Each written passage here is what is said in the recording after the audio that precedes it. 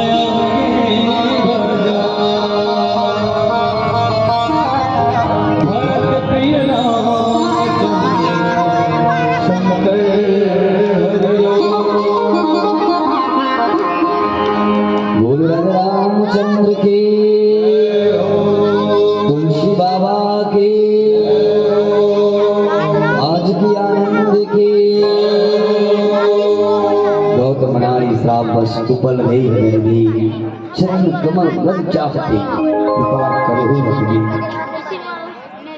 विश्वामित्र के राम कृपा करने करे तो देख रहे से कृपा कर दो।